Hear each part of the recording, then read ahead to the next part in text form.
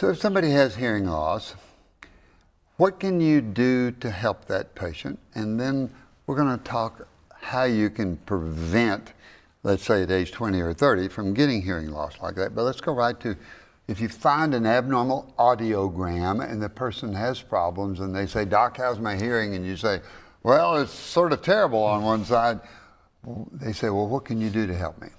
There's a couple of options. So in somebody that just has the traditional both-sided hearing loss, higher frequencies in particular, that's usually a good patient for hearing aids, and usually on both sides. So we have tons of patients that are treated with hearing aids on both sides, and with the newer hearing aid technology, they do really, really well. So they can go back from somebody that was having trouble in conversation, struggling in mixed noise situations, struggling at the cocktail party kind of situation, and they can become very, very functional again. And so we're very encouraged by the results in those patients. There's also some patients that will identify a benign tumor in the eardrum or something along those lines. Sometimes those patients benefit from surgery and they don't need a hearing aid.